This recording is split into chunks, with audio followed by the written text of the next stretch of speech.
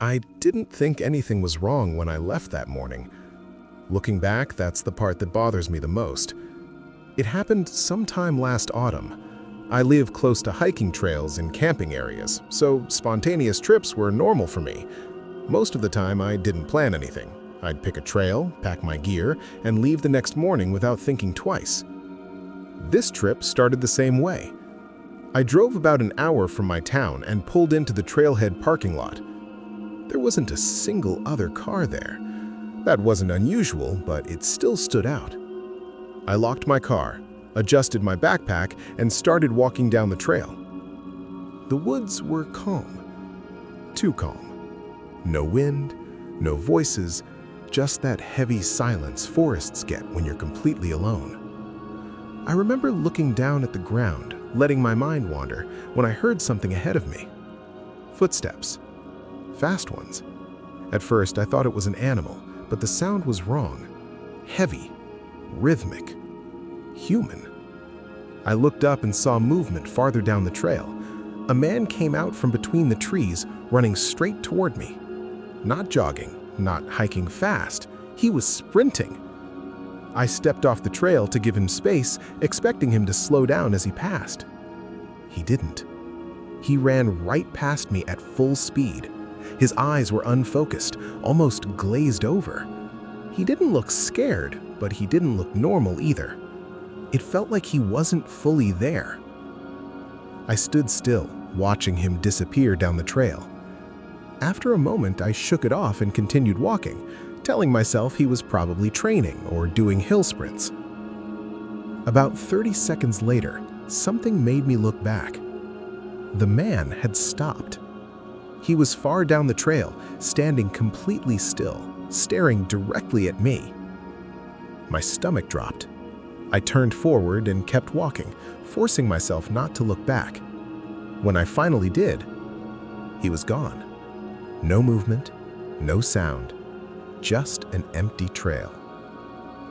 I thought about turning around, but the idea of walking back in the direction he'd gone felt worse than continuing forward. He hadn't looked like someone running from danger. He looked detached, like someone not thinking clearly. So I kept going.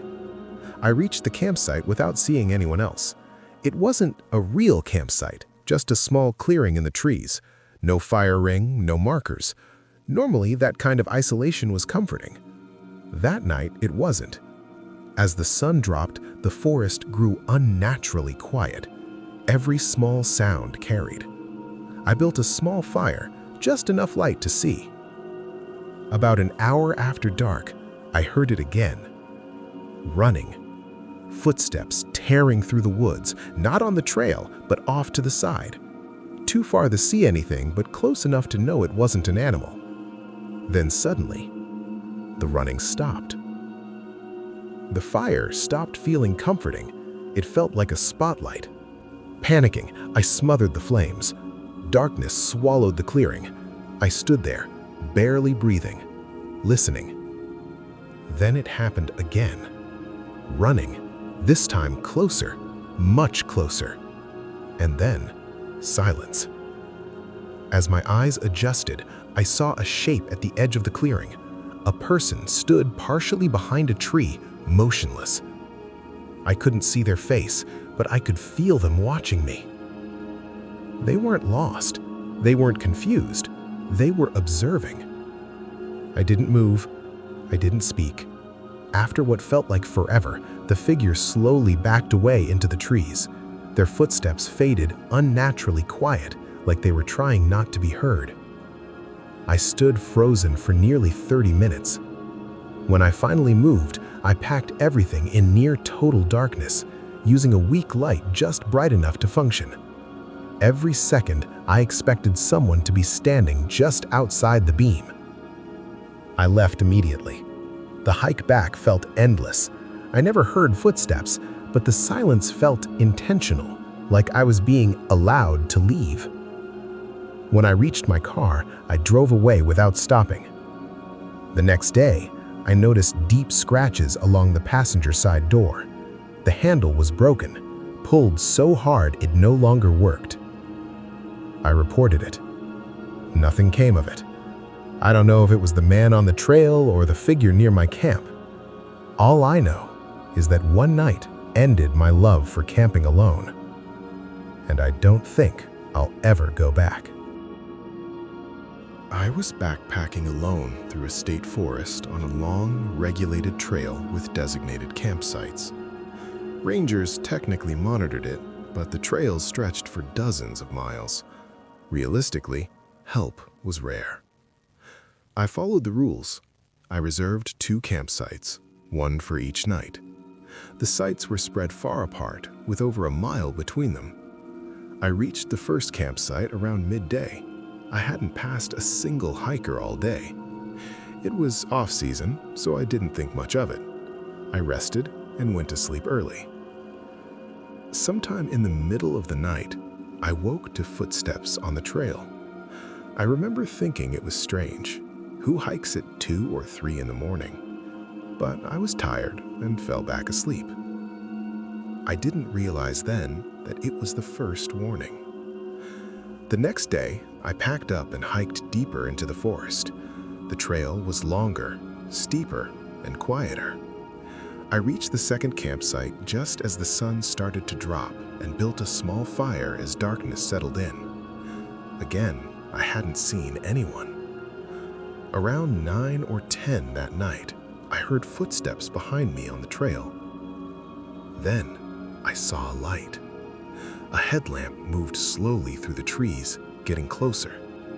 Seeing someone hiking that late made me think of the footsteps I'd heard the night before. But something didn't add up. If it was the same person, I should have passed them during the day. I hadn't. The light stopped.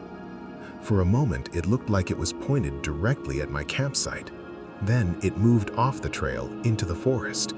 About 20 seconds later, it shut off. No footsteps. No light.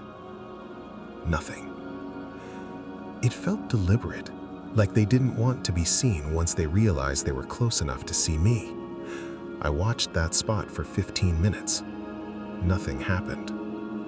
An hour later, I was still awake. Then, I heard a quiet crunch behind me. Not on the trail. Right outside my campsite. It was the careful sound of someone trying not to be heard. I stood and shined my flashlight into the trees. About 10 yards away stood a man. He wasn't dressed like a hiker. No backpack, no gear, just normal clothes. He didn't react to the light, like he hoped I still couldn't see him. I yelled, asking what he was doing. He hesitated, then walked toward me, smiling, and suddenly, I recognized him. Not clearly, not personally, just enough to feel wrong. Then he said my name, casually, like we knew each other. I had never spoken to him, never introduced myself. That's when I realized he'd been following me, not just tonight, but for days, watching. Waiting. When I grabbed my pack, his smile vanished. He shouted my name again, angry this time. I ran. I shut off my light and bolted down the trail. I heard him chase me briefly before stopping. I didn't stop walking until morning. Authorities never found him. No car, no reservations, no trace. To leave that forest without gear should have been nearly impossible. And that's what still haunts me. Because if he did make it out, then he's still out there, watching. A few years ago, I was between jobs and restless. Instead of staying home, I rented a camper van and planned a long trip. I chose a van because it felt safer. If something felt wrong, I could leave. After a couple days of driving and sleeping at truck stops, I finally tried camping on public land. I followed a rough road for miles, relying on an app, but none of the campsites existed. The sun was setting. I had no service. Turning back felt impossible. Then I saw a faint trail. I followed it and reached a tiny clearing, just big enough for the van. No other paths, no signs, just trees. My gut told me to leave. I ignored it. Minutes after lying down, I heard footsteps, then a knock. A man stood outside the van. He smiled awkwardly and introduced himself as Mike. Said he wanted to say hello to his neighbor. I didn't know where he was camping. It was dark. He kept glancing past me into the van. When I stepped away, he stayed. Then he vanished. No lights, no sound. I stepped outside to look. That's when I heard movement behind me. I knelt down. 2 eyes stared back at me from under the van. I ran. He crawled out screaming, slamming into the van, pounding on the door. I started driving as he chased me, grabbing at the handles. I barely made it out. I didn't sleep that night. If I had stayed even a minute longer, I don't think I would have left that forest. And sometimes, I wonder why he let me.